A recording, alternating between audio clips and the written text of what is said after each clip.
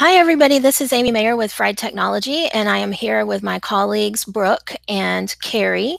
And we're here with another friend of ours, Dr. Hal Wright. And for you guys hopefully watching from CDW, I want to introduce Dr. Wright. So Brooke and I worked in Huntsville ISD when Dr. Wright was superintendent there before he retired.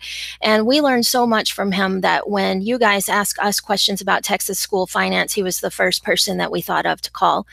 He has also been a college professor who teaches future principals and other school leaders. So he has a lot of experience in this area. So Dr. Wright, thanks for joining us today. You're welcome. Looking forward to it. Yeah, it's great to see you again. So we have some questions we're going to go over with you, and I'm going to screen share for just a minute so that anybody who is joining this either now or later will be able to look at our agenda, and then we will be adding notes to this also. So presumably there are going to be some things today that you will say that we're going to want to refer back to later, and so this is where those notes are going to be stored. So any of you guys who are watching from CDW who want to join in and see these questions and these notes that we will be adding in, this is going to be the URL for you to go to. So you're going to go to friEdTech/CDW-webinar1, and that's all lowercase. Now I'll say that a couple more times, and let me make it a little bit bigger for you for just a minute so you can see it for sure. It's friEdTech/CDW-webinar1.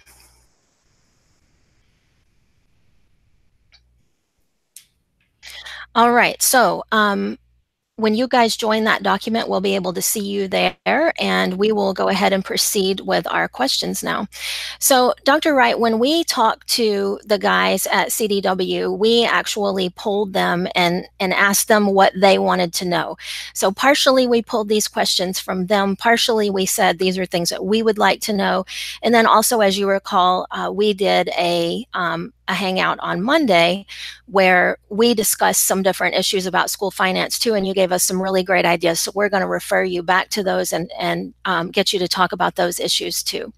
So the first question, Dr. Wright, is can you tell us where bond funds come from? And then can you tell us a little bit about how those funds can be spent and maybe how they cannot be spent? Yes, I will. And I don't want to bore your folks to death, but their bond funds actually come from an election process.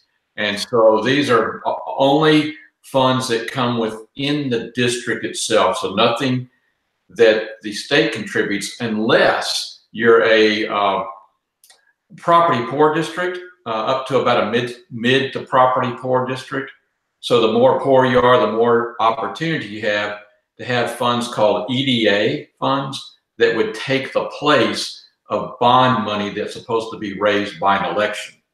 So the first thing that has to happen is an election has to occur because you're asking voters to add a certain number of pennies to their tax bill, and those pennies are on top of any M&O or current bonds money that are being paid back already for the district. So the capacity that states or districts are allowed in the state of Texas for bond is 50 cents. What I mean by that is 50 cents on every dollar as far as it's taxed.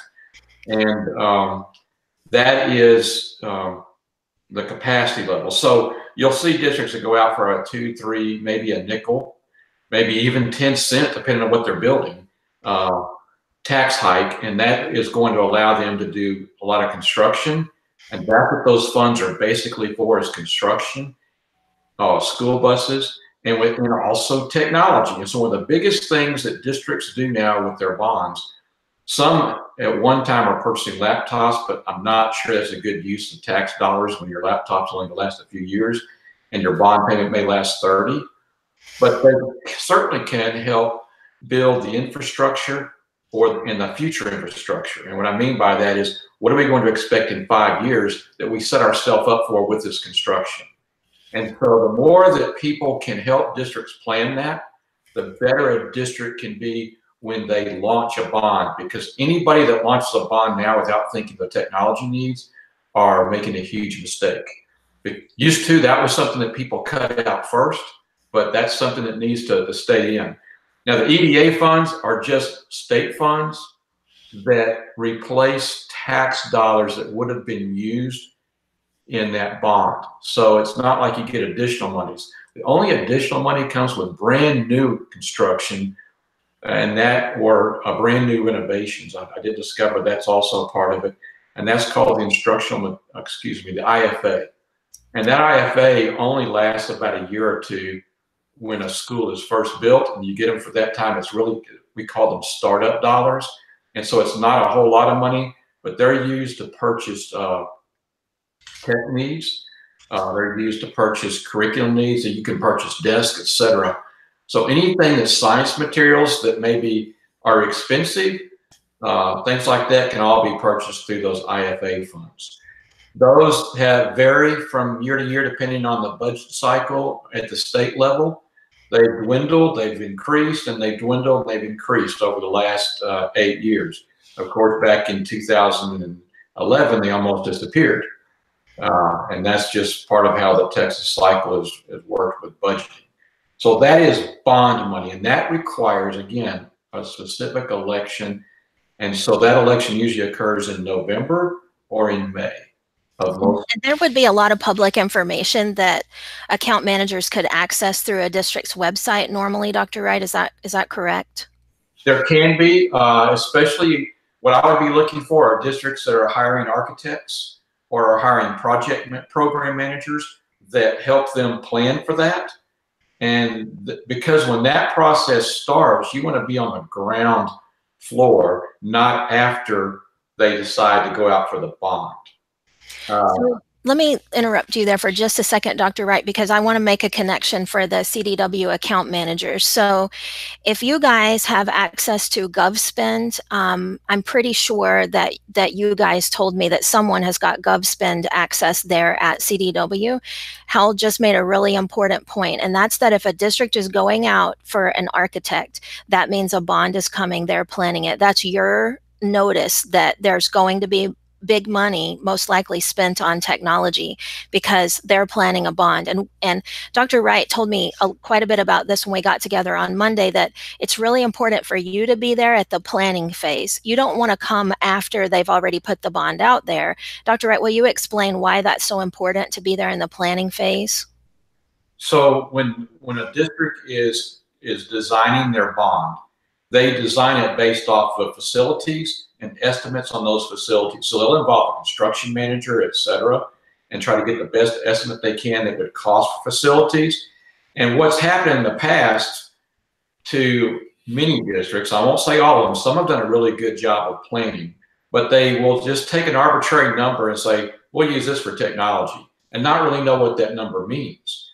And that's why it's essential for the executive director or director of technology of a district to really understand what's necessary and needed, be a part of that planning. And it's essential for people like a CDW that are people that provide that type of service to be on the ground floor and help plan, and actually maybe bring some tools with them that would help a district plan for what's necessary. And I know I mentioned this on Monday, but I just believe there's got to be an infrastructure that is very robust for the wireless of a district, and that would include up to, that it really has to cover at least 5 mobile devices per student and educator. So not just students, but also educators, because there's that much going on, a lot of traffic going on, and for teachers to use the technology, they've got to have technology that works. If they don't, they will put it away, and it's all a bust, and then people talk bad about it, and everybody will see it's the technology, and right. That's really not it. And so districts that have good plans and great departments, many times will think through that and make sure they plan for that. But that's why you be on the planning. And again, it's not just about what they're going to have in the next year, but where are we going to be in 5 years? And possibly, I don't know if you go 10 years out with technology, but at least head the trail down that way, because it's necessary for people to do that. Because once districts put this kind of money into tech services, they're not going to have that kind of money again unless they go out for another bond. So you could not have done a better lead in to question number 4. So I'm going to take you there now. So this account manager submitted a question and he or she said, most schools seem to create budgets for 1 year only. How can we encourage more strategic budgeting or offer assistance in this area? What would you suggest to that account manager, Dr. Wright? So I would go in with a tool, and not a very difficult tool, but one that actually allows people to see what a 2 or 3 year cycle looks like. Amy, I remember when you were at Huntsville, I know Brooke was there when we did this, but we even moved from, remember the strategic plans we always had for each the campus improvement plans? Mm-hmm. We had year plans instead of having 2 or 3 year plans. And the reality was it really was more of a report than a plan. Because by the time we got to it, the year was all partly over. Well, the same thing with budgeting. In most districts, maybe I shouldn't say most.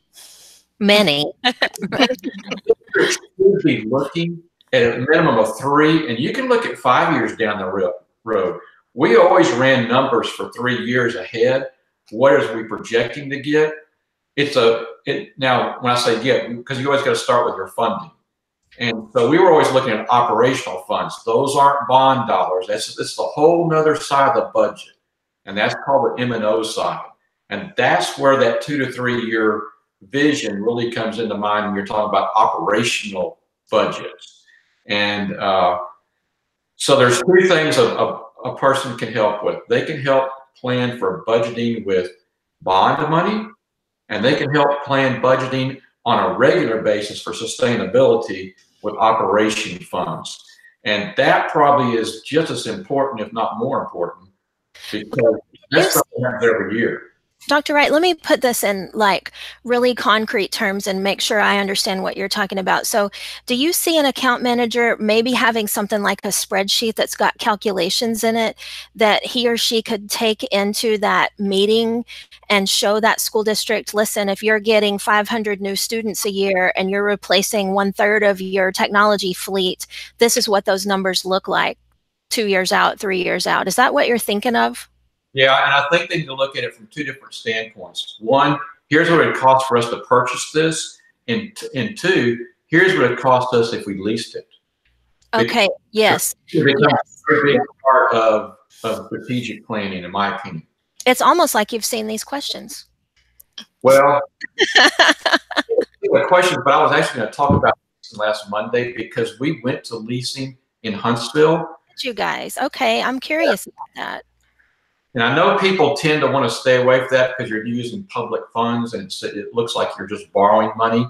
But we were able to do, that's how we were able to purchase so many devices for students, is because we leased them and we got such a good lease deal because of the numbers that we were using that we were able to come up with 3 year leases for 3 consecutive years, if that makes sense. And so by the time we got to the end of that 3rd year, we had a choice of either keeping the materials or the technology or returning it and then starting a new lease over again.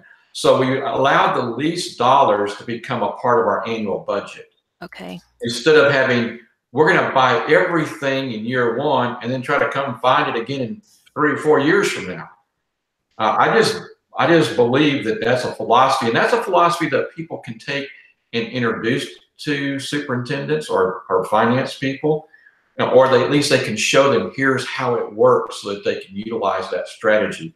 Because most people were very leery of leasing because the fact that they felt like they were getting less than what they could, and we found that we actually got more for it and we could spread our money around. And we also were able to use different funding sources that to help with that lease piece, because we could even use, which is still a part of your operations piece, but it's a separate piece that comes every year, and that's instructional materials allotment.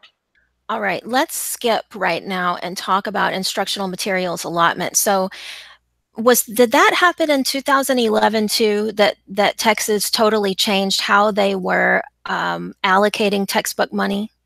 Yeah, so here's what it sounds like. It was to me, it was a great deal. But here's where the state of Texas thought they were doing, they were saving money by doing it, because they got out of the textbook business, number 1. Number 2, they also zeroed out the technology budget for every district. So All of a That was sudden, devastating. yeah, there were no funds for technology, and say, oh, if you want to, you can use technology funds. You can buy technology with this IMA money. Well, so people who are proactive and, to me, smart with their money decided, okay, how do we make the best solution of this? Because we're not going to have as much money as we need. We never do. So how do we start utilizing different resources to use a more digital world, including digital curriculum, digital textbooks, et cetera, or at least digital supplementary materials that would go along with our textbooks way back in 2011. But even since then, since 2013, the digital textbook has pretty much started to take over the textbook purchasing piece. And so that started in 2011. It's a number of dollars that are allocated to districts based off of their student enrollment. And so the more students you have, the more per student, the more dollars you get, because you get a certain number per student. And so that's really how that fund works. And it's really, that's another place where planning for several years down the road is the best way to do that. And any district's not planning at least 3 years, if not 5 years, with their IMA funds are just foolish. I can't imagine anybody not looking more than 1 year down the road on IMA funds. And that's another place people, because you can purchase technology out of it. Even any technology that supports instruction can be purchased out of that. And can it only be for student use? Is that right? No, as long as it supports instruction. Okay. So, for example, an LMS, which students will use, but also adults use, can be purchased out of that. Our content management system, a CMS, is the same way. It's because students will use that and probably use it for some kind of instruction. You can use part of it for the student information system, because that's where your grades are usually reported to. So I mean, there's a lot of ways to use it. You just have to be, and the state doesn't usually. I'll put it this way. I felt like we were fairly good at trying to utilize those funds, and we were never told no. And Okay, that's really good to know, because I knew that there were some rules around these, and I didn't know how strict or stringent those were. well, they're strict, but if you're creative and it has to do with students, you can really make it work. Okay. That's All right. good. We have about 12 minutes left, and I'm going to skip you to what I think was one of the most interesting things that you talked about on Monday. So we got into a discussion on Monday about what the best way was for our account managers to get in front of the people they want to be in front of, the leadership people in a school district, the tech director, the superintendent, maybe the financial person. And you talked about bringing in the topic of safety, security, and technology planning as a way to get in there and have that discussion. What do you see that looking like in a school district, and how could that help our account managers get their foot in the door? So first of all, it helps because everybody's focused on student safety. They have been for years, but even more so now, especially after it hit Texas. When the deal at Santa Fe ISD last year still has a big impact on people. Right now, we're fixing to celebrate Sandy Hook in just a few more weeks. And that is going to be something that nationally continues to get attention, and people are always looking for that. So anything that focuses on security, whether it has to do with construction, cybersecurity, which is huge with parents right now, any type of security and safety planning is very important. So that's how you get it. That's one of the things that can be done. And so you heard me mention a CMS and an LMS, but those products all are able to build a comprehensive package of tools. And the more comprehensive package of tools that you can bring a district, the better opportunity you're going to have to really be able to talk to them, because those pieces separately all cost more money total than they do as a comprehensive package.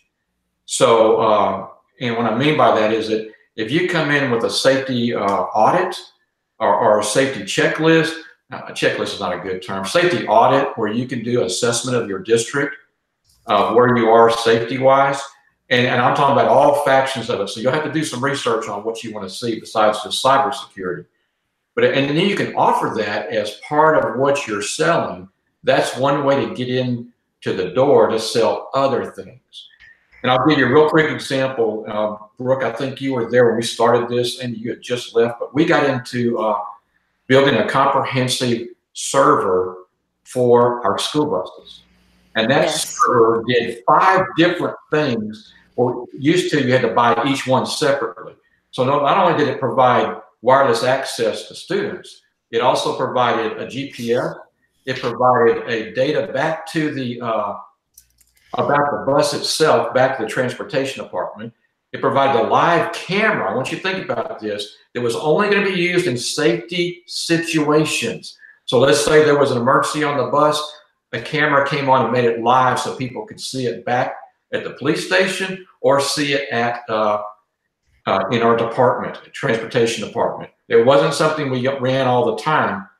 It also, of course, operated our cameras on the bus, and that was one thing. And then it also had a check-in and check-out system, which was another safety issue.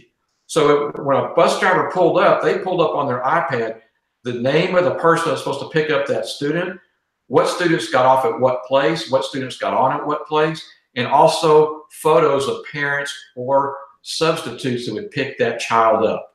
That's all a part of building a safety protocol and safety scenario for your students. And so that's just one thing that we did with the buses. And that was a big deal because we were the only district in the United States that was building a total comprehensive package like that. So anyway, that's an example of that. I'm not trying to go on and on about it, but school safety can have many facets to it. It depends on who's coming in that front door, how you see them, what operates your cameras, what operates your front doors in some instances, what alarms and alerts go out. And I mean, that's what these CMSs are doing now. They're combining website development with your text messaging and phone calls and that kind of thing that goes out to parents with those website development packages. So that's what they're doing to really make things work. And also even scanning the social media at nighttime or 24 hours a day for things that you may be alerted to. That's another big piece of safety and security for schools, because it's not just you find out the people that don't like you, which you're always going to find that out. Yeah. But you're going to also find out, and you also find out people that like you, by the way, but you also find out those messages that are out there that have to do with your school that may have anything to do with safety, that are alarming, that the police need to be notified about, or that you need to take a look at. Maybe even a counselor would look at a student as far as some issues that they may be having. So there's a wide variety of safety issues that can occur. And so it seems like safety and security is a part of every conversation you have as a superintendent. Would you say that's accurate? I would think in today's world it is, yes. All right, I want to ask you one more question, and then I want to leave it open to our account managers for the last couple of minutes to see if they have any questions on YouTube, because we do have 22 people watching live today. So thank you guys for coming here live, and take advantage of that YouTube chat feature to ask any lingering questions you've got of Dr. Wright. And while you think about those, I want to ask him question number 6. What kind of data could account managers have going into a cold call that would differentiate them from competitors? So when we spoke on Monday, one thing we talked about was potentially gathering data from teachers that you could use to discuss with leaders. Can you talk about that for just a minute? Yeah, and I remember Brooke actually talked about this a little bit, but that was a great idea. But any type of we talked about surveys also a lot on Monday. Any kind of pre-survey you can do going into a district, whether it's digital. First of all, getting a teacher to respond, that's hard. So you can't make one that's too long, and you got to make one that's interesting and gathers their attention, and that they think they're going to get something from it. So whatever data you get from it, you better go in and use that data to make a point, especially if you're going to work with teachers. But if you get information from teachers or even from principals or assistant principals, and you take that to the person that you're going to talk to, that director of tech, whoever it may be, and you are the superintendent or finance person, I want to make sure you include the finance people in that. And you sit down and say, here's what I already know about your district and your teachers. that's a home run. That's a home run when you walk in the door. And here's how I know it. That's the other, because they're going to wonder how you verify that, which they should ask that question. But and so it's not something that they are getting from the district down the road or the service center, or maybe, hey, I heard this in the supermarket. Mm-hmm. You know, This is real data from your people. Yep. So I wonder if this would be maybe something that we could collect at TCEA. We're all there talking to people all week. It might give us an opportunity to say, you know, hey, you can get this free thing from the CDW booth, but we need you to fill out this 3-question survey or whatever while you're here. And they do that, and that gives us the data we need to then go to those superintendents and say, we talked to 25 of your teachers at TCEA, and this is what they said they want in their classrooms. That's a great way to get it, because it's hard for you to get a survey out to people within a district, because somehow you got to get into the district's email system or somewhere of that nature. Or if you just happen to get somebody that could put a survey out, that would be helpful. But that means you're already kind of in the door. Yeah. So any kind of information like that, TCEA. I would also, Amy, I don't know if you guys go to any of the other places like the science and math groups, or the language arts groups, or social studies groups. A lot of times those are secondary teachers. And then also, I also think that you could go to TEPSA, which is your elementary through 8th grade principals. And where you can gather, and you get a lot of stuff from people, because a lot of, it may not just be teachers, but it also ends up being principals who are a lot closer to the classroom than a superintendent or a finance guy is, or even they make a lot of decisions, right? I mean, principals oftentimes are really influential in how money is spent. You know, the other thing you might consider is you guys see a lot of tech directors at TCEA or at COSA, which is another great place to go, and say, hey, here's a survey you guys can give your own staff. We just want the data back. I mean, you could probably get everybody, a lot of people in Texas that way.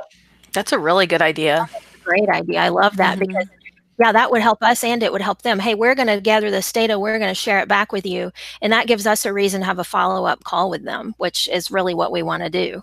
Yeah, the other one thing you can do with that, because you don't want to make it a one-size-fits-all for the whole state, because each district has its own needs, and you may get different answers from different districts, and that is how you guys can go and say, here's how we can help you. Right, because we are specific to you. Yeah, I love that. I want to really emphasize how I just said, here's how I can help you. People that came in and told me that got my attention faster than somebody said, hey, here's our plan.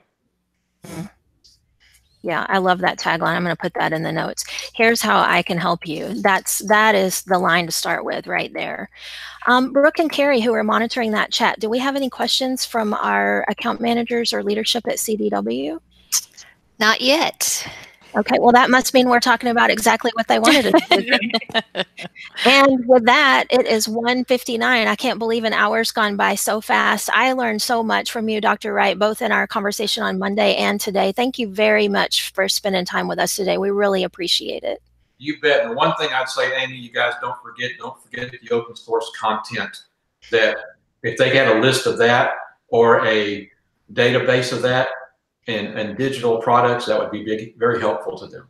Okay, great. I will also add that to the notes, because it was an important point that we talked about on Monday. Open source textbooks, so that we can divert that money that's in that IMA fund away from buying those paper textbooks or even digital textbooks, and send it over to buying more hardware that gets in front of students. That's why that's so important, right? You bet you. You bet. Awesome. And a lot of times it's also more relevant. Yeah, absolutely. It can be updated. Yeah, yep. It will be updated. Hal, thanks again so much. And Carrie and Brooke, thanks for helping moderate today and helping get this all set up. And CDW account managers, I hope you enjoyed it. We'd love to hear from you and hear a follow-up from you. And if you have anything to add to Dr. Wright, we'll be glad to forward those messages to him. Thanks, everybody. Have a good afternoon. You too.